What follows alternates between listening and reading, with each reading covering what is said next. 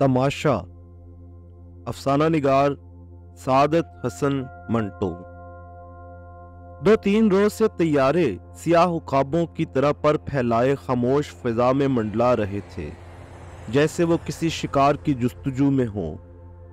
सुर्ख आंधियां वक्तन फवक्तन किसी आने वाले खूनी हादसे का पैगाम ला रही थीं।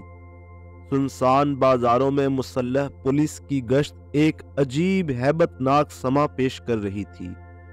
वो बाजार जो सुबह से कुछ अरसा पहले लोगों के हुजूम से पुर हुआ करते थे, अब किसी नामालूम खौफ की वजह से सूने पड़े थे।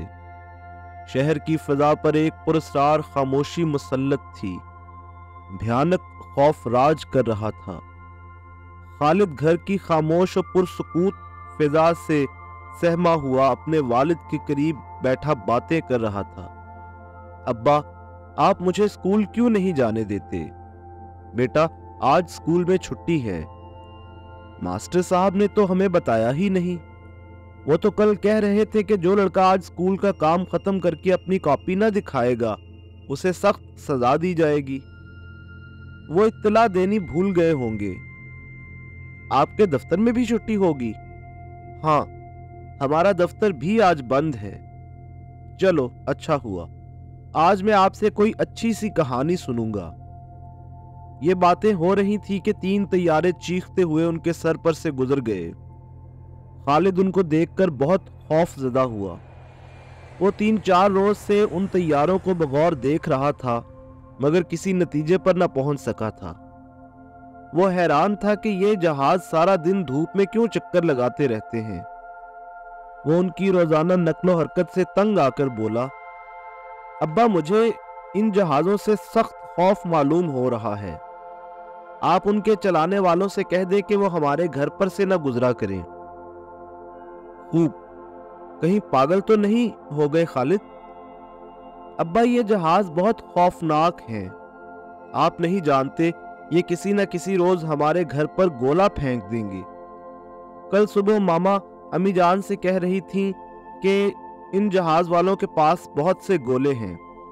अगर उन्होंने इस किस्म की कोई शरारत की तो याद रखें, मेरे पास भी एक बंदूक है, वही जो आपने पिछली ईद पर मुझे दी थी। खालिद का बाप अपने लड़के की गैर मामूली जसारत पर हंसा। मामा तो पागल है। मैं उससे दरियाफ्त करूंगा कि वो घर में ऐसी बातें क्यों किया करती है। इत्मीनान रखो, वो ऐसी बात हरगिज नहीं करेंगे। अपने वालिद से रुखसत होकर खालिद अपने कमरे में चला गया और हवाई बंदूक निकाल कर निशाना लगाने की मशक करने लगा, ताकि उस रोज जब हवाई जहाज वाले गोले फेंके तो उसका निशाना खता न जाए और वो पूरी तरह इंतकाम ले सके। काश इंतकाम का यही नन्हा जज्बा हर शख्स में तकसीम हो जाए।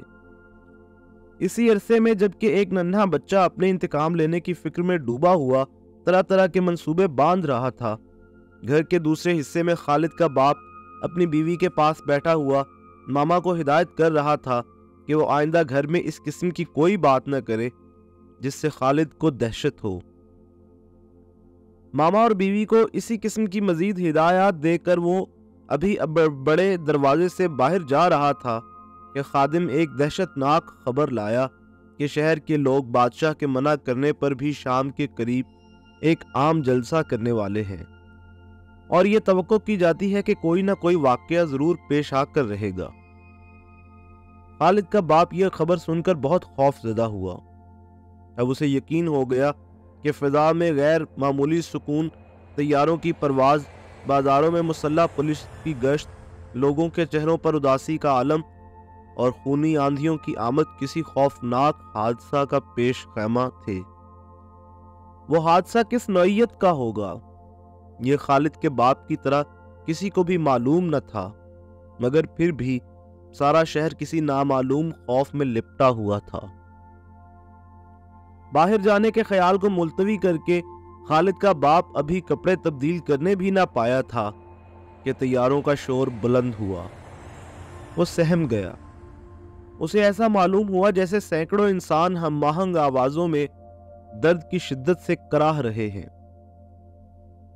خالد طیاروں کا شور و گل سن کر اپنی ہوائی بندوق سنبھالتا ہوا کمرے سے باہر دوڑ آیا اور انہیں غور سے دیکھنے لگا تاکہ وہ جس وقت گولا پھینکنے لگے تو وہ اپنی ہوائی بندوق کی مدد سے انہیں نیچے گرا دے۔ اس وقت 6 سال کے بچے کے چہرے پر آہنی ارادہ و استقلال کے آثار نمایاں تھے، جو کم حقیقت بندوق کا کھلونا ہاتھ میں تھامے ایک جری سپاہی کو شرمندہ کر رہا تھا۔ معلوم ہوتا تھا کہ وہ آج اس چیز کو جو اسے عرصے سے خوف زدہ کر رہی تھی مٹانے پر تلا ہوا ہے۔ خالد کے دیکھتے دیکھتے ایک جہاز سے کوئی چیز گری جو کاغذ کے چھوٹے چھوٹے ٹکڑوں کے مشابہ تھی۔ گرتے ہی یہ ٹکڑے ہوا میں پتنگوں کی طرح اڑنے لگے۔ ان میں سے چند خالد کے مکان کی بلائی چھت پر بھی گرے۔ خالد بھاگا ہوا اوپر گیا اور کاغذ اٹھا لایا۔ ابا جی، ماما سچ مچ جھوٹ بک رہی تھی، جہاز والوں نے تو گولوں کے بجائے یہ کاغذ پھینکے ہیں۔ خالد کے باپ نے وہ کاغذ لے کر پڑھنا شروع کیا تو رنگ زرد ہو گیا۔ ہونے والے حادثے کی تصویر اب اسے عیاں طور پر نظر آنے لگی۔ اس اشتہار میں صاف لکھا تھا کہ بادشاہ کسی جلسہ کرنے کی اجازت نہیں دیتا، اور اگر اس کی مرضی کے خلاف کوئی جلسہ کیا گیا تو نتائج کی ذمہ دار خود رعایا ہوگی۔ اپنے والد کو اشتہار پڑھنے کے بعد اس قدر حیران و پریشان دیکھ کر خالد نے گھبراتے ہوئے کہا، اس کاغذ میں یہ تو نہیں لکھا کہ وہ ہمارے گھر پر گولے پھینکیں گے؟ خالد، اس وقت تم جاؤ اپنی بندوق کے ساتھ کھیلو۔ مگر اس پر لکھا کیا ہے؟ لکھا ہے کہ آج شام کو ایک تماشا ہوگا۔ خالد کے باپ نے گفتگو کو مزید طول دینے کے خوف سے جھوٹ بولتے ہوئے کہا، تماشا ہوگا؟ پھر تو ہم بھی چلیں گے نا؟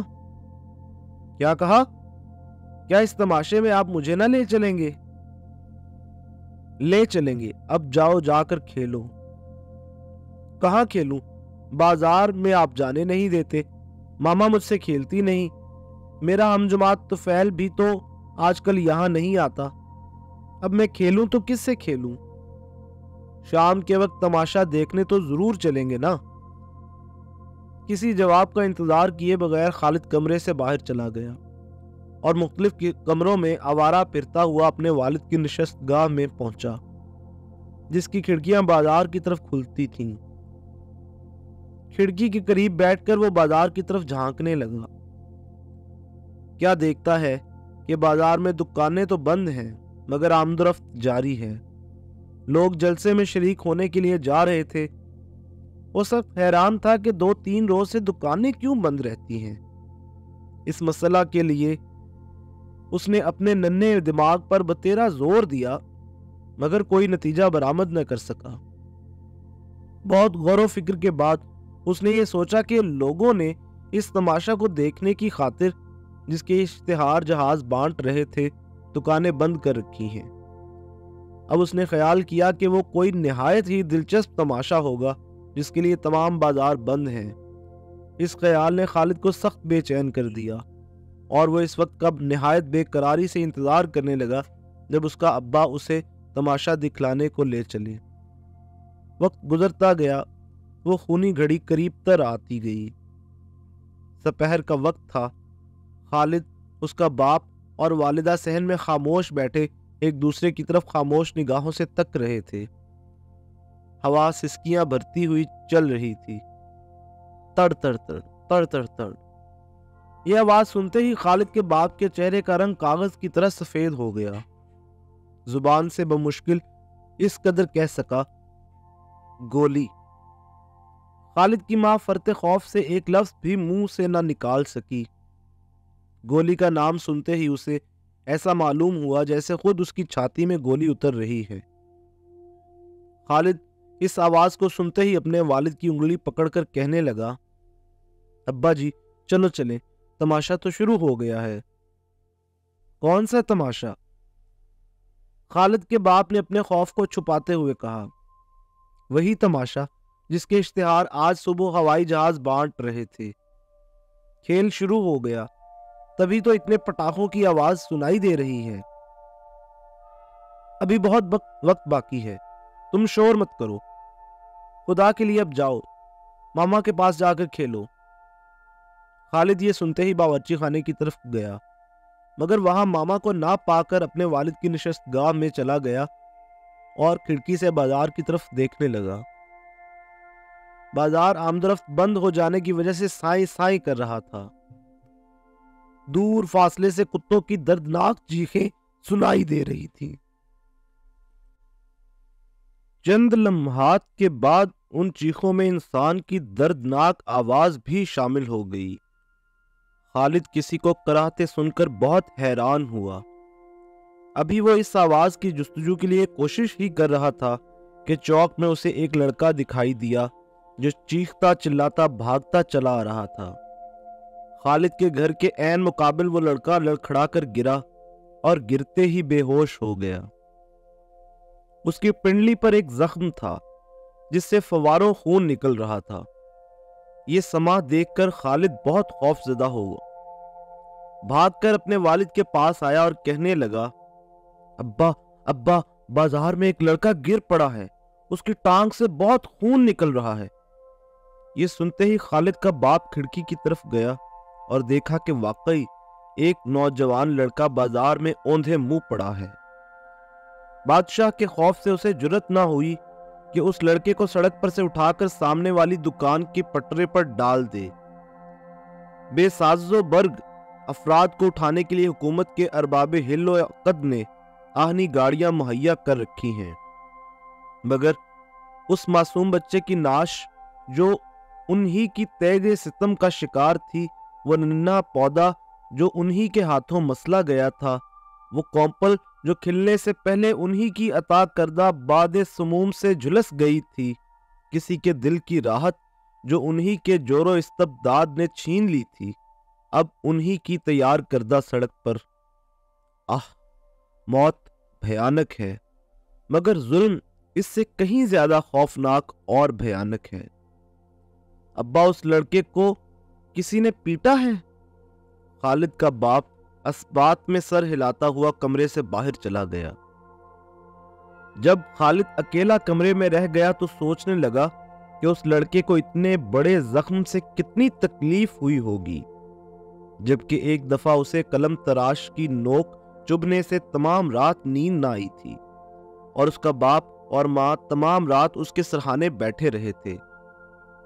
इस ख्याल के आते ही उसे ऐसा मालूम होने लगा कि वो जख्म खुद उसकी पिंडली में है और उसमें शिद्दत का दर्द है। यकलख्त वो रोने लग गया। उसके रोने की आवाज सुनकर उसकी वालिदा दौड़ी आई और उसे गोद में लेकर पूछने लगी, मेरे बच्चे, रो क्यों रहे हो? अम्मी, उस लड़के को किसी ने मारा है, शरारत की होगी उसने। खालिद की वालिदा अपने खावंद की जुबानी जख्मी लड़के की दास्तान सुन चुकी थी, मगर स्कूल में तो शरारत करने पर छड़ी से सजा देते हैं, लहू तो नहीं निकालते।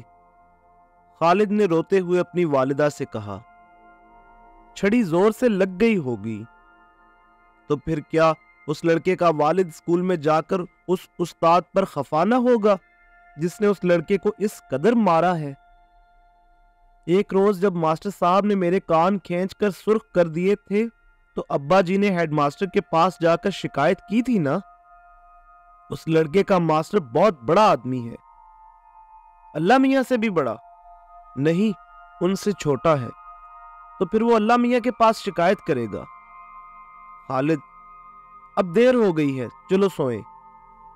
अल्लाह मियां, मैं दुआ करता हूं कि तू उस मास्टर को जिसने इस लड़के को पीटा है अच्छी तरह सजा दे और इस छड़ी को छीन ले जिसके इस्तेमाल से खून निकल आता है। मैंने पहाड़े याद नहीं किए, इसलिए मुझे डर है कि कहीं वही छड़ी मेरे उस्ताद के हाथ ना आ जाए। अगर तुमने मेरी बातें ना मानी तो फिर मैं भी तुमसे ना बोलूंगा। सोते वक्त खालिद दिल में दुआ मांग रहा था।